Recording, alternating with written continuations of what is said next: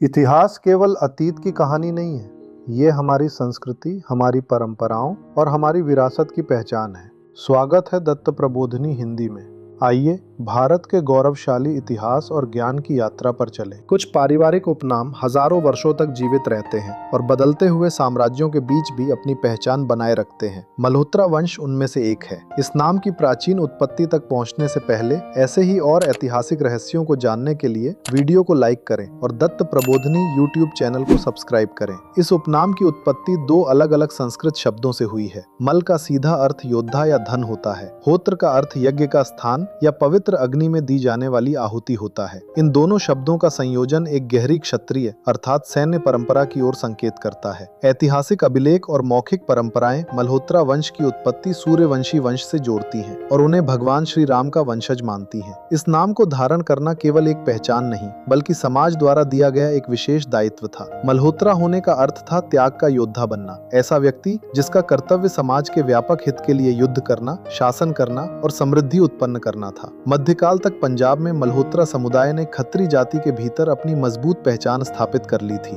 जो प्रशासकों और व्यापारियों का एक प्रमुख सामाजिक समूह था। विशेष रूप से वे ढाई घर नामक एक विशिष्ट उपसमूह से संबंधित थे, जो अपने कठोर वैवाहिक और सामाजिक नियमों के लिए जाना जाता था। जैसे जैसे उत्तर भारत का राजनीतिक परिदृश्य मुगल और सिख साम्राज्यों के अधीन बदलता गया, वैसे वैसे इस समुदाय ने भी स्वयं को नई परिस्थितियों के अनुसार ढाल लिया। उन्होंने प्राचीन युद्ध भूमियों से निकलकर व्यापारिक मार्गों, क्षेत्रीय बैंकिंग व्यवस्था और प्रशासनिक तंत्र पर अपनी पकड़ मजबूत की। पीढ़ियों तक बही खातों, कर व्यवस्था और सीमा पार व्यापार में अर्जित विशेषज्ञता ने उनके भीतर बौद्धिक पूंजी का एक विशाल भंडार तैयार किया। व्यापार और प्रशासन में यही दक्षता आधुनिक युग में उनके अस्तित्व का सबसे प्रभावी साधन बनी। अगस्त 1947 में भारतीय उपमहाद्वीप के राजनीतिक विभाजन ने इस समुदाय की पैतृक भूमि के बीचों बीच एक नई सीमा रेखा खींच दी। पंजाब में सदियों से संचित उनकी संपत्तियां और व्यापारिक मार्ग कुछ ही सप्ताहों में समाप्त हो गए। यदि आपको यह जानना पसंद है कि इतिहास आधुनिक समाजों को कैसे आकार देता है, तो दत्त प्रबोधिनी यूट्यूब चैनल को अवश्य सब्सक्राइब करें। इस विभाजन के परिणाम स्वरूप एक स्थापित व्यापारी समुदाय शरणार्थी बन गया। लाखों लोग अपने हाथों में जितना सामान उठा सकते थे, उतना लेकर ट्रेनों की छतों पर बैठकर पूर्व की ओर पलायन करने लगे।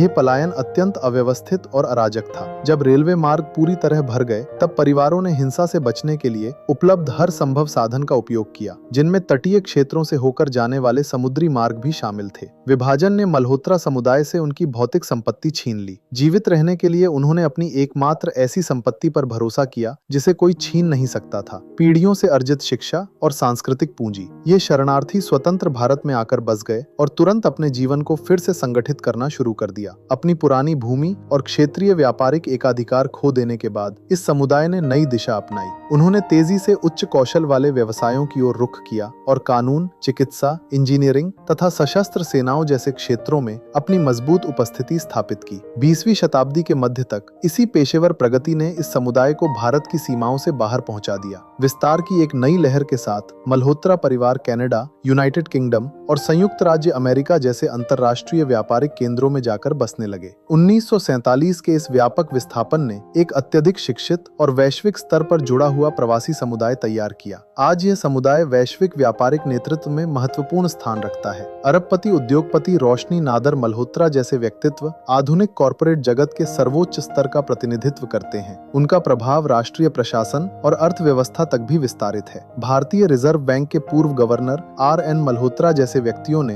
देश की वित्तीय संरचना को आकार देने में महत्वपूर्ण भूमिका निभाई। उच्च फैशन की दुनिया में भी इस समुदाय का प्रभाव समान रूप से दिखाई देता है। मनीष मल्होत्रा जैसे डिजाइनरों ने आधुनिक बॉलीवुड और भारतीय फैशन की सौंदर्य शैली को नई पहचान दी है। मनोरंजन जगत में सिद्धार्थ मल्होत्रा जैसे अभिनेता लोकप्रिय संस्कृति के प्रमुख चेहरों में शामिल हो चुके हैं, जिससे इस उपनाम की पहचान और भी व्यापक हुई है। चाहे किसी कॉर्पोरेट बोर्डरूम में हो या किसी फिल्म के सेट पर, यह आधुनिक सफलता प्राचीन मल परंपरा और धन तथा शक्ति के सृजन पर उसके मूल फोकस का ही विकसित रूप है। यह पेशेवर सफलता एक विशेष समाजशास्त्रीय विशेषता पर आधारित है, एक ही परिवार के भीतर हिंदू और सिख धार्मिक परंपराओं का समन्वय। वैश्विक स्तर पर फैल जाने के बावजूद यह समुदाय सिख परंपराओं और पंजाब की भौगोलिक जड़ों से अपना अटूट संबंध बनाए रखता है। साथ ही वे अपने कुल देवता लक्ष्मी नारायण की उपासना के माध्यम से अपनी हिंदू आध्यात्मिक परंपराओं को भी सुरक्षित रखते हैं, जो धन की उनकी खोज को आध्यात्मिक आधार प्रदान करती है। वे अपनी पहचान को पारंपरिक पंजाबी भोजन और लोहड़ी जैसे क्षेत्रीय त्योहारों के माध्यम से भी जीवित रखते हैं। अपने परिवार के नाम के पीछे का इतिहास जानने के लिए विवरण में दिए गए लिंक पर क्लिक करें और ऐसे ही और गहन ऐतिहासिक विश्लेषणों के लिए